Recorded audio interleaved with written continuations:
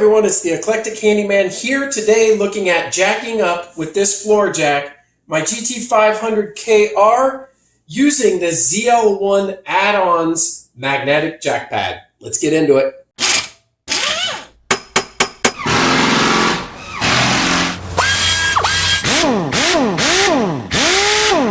Alright, so what's going on here is I've got my long reach, low profile jack, and I went to go ahead and jack up this car, my GT500KR, and I'll leave a link to the review on this jack up above. And so ordinarily, this is fantastic for any car that's been lowered a little bit, but because of this side skirt and molding right here, what I wanted to do is access one of the jack points, which is the frame rail. Now, normally what I do is I get in there, I get all the way into the frame rail, I jack it up, and then at the pinch weld is where I put my jack stand. But unfortunately, this side skirt right here, as I attempt to get in to the frame rail, it bumps here before I can reach that. So there's no way really without using something else. I could use ramps to get it up a little bit higher. That is an option, and that would have worked. Or the other option would be to jack up at the pinch weld, which is an approved jack point, and then put the jack stand at the frame rail. But the problem is that there is a small notch here. So let's go ahead and look at what that notch looks like where the pinch weld is. Yeah, so looking under here, here is the notch right in here for an approved jack point.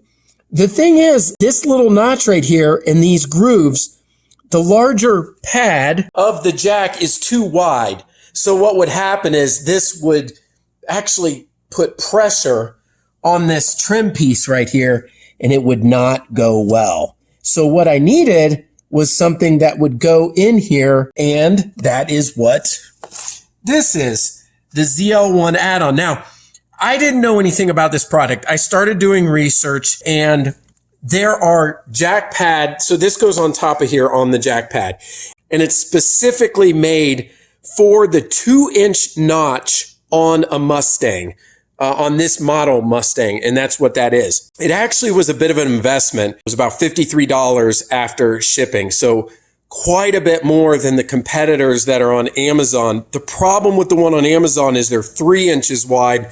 And if you try to use a 3-inch wide jack pad adapter on this, it's going to reach beyond that notch.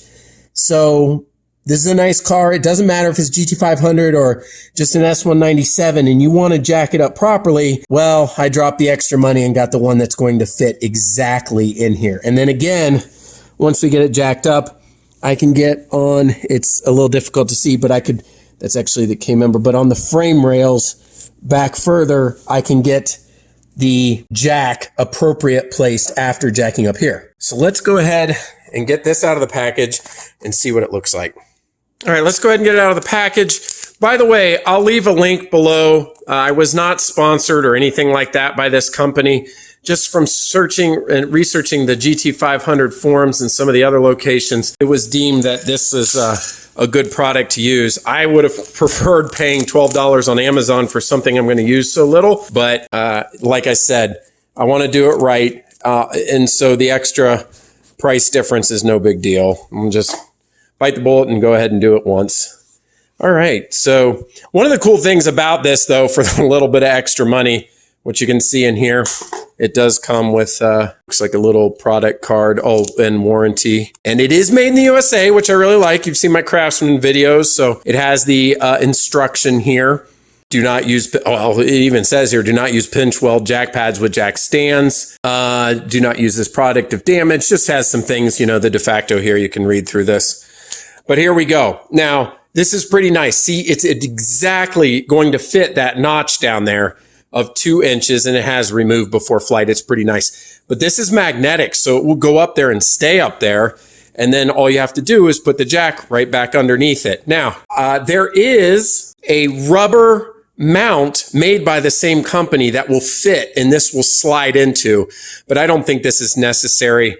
At least I'm going to attempt it without and just put it directly on my jack pad that exists. But if you want the one that this slides into to put on your jack pad, they did have that as well. All right, let's check it out.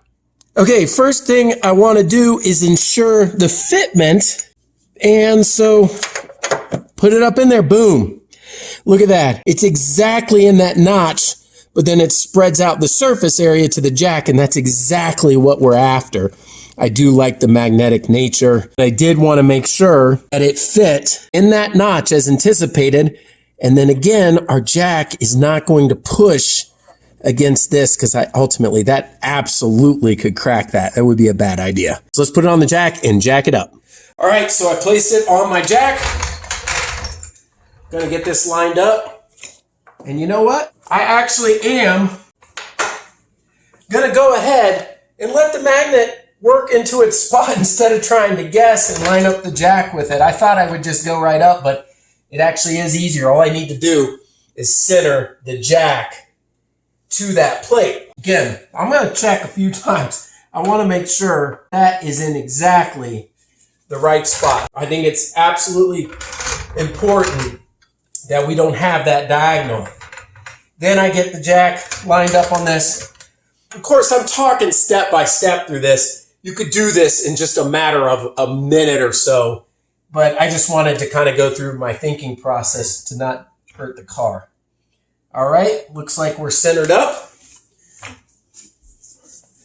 And we can begin to jack up the front of the car.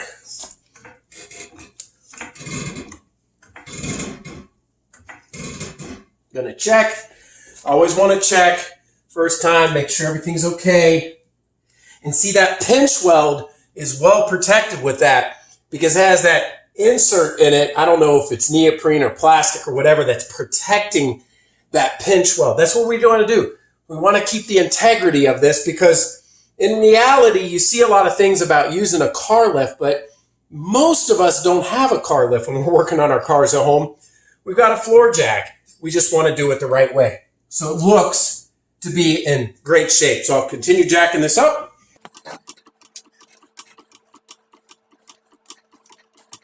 All right. This is exactly what I was hoping for.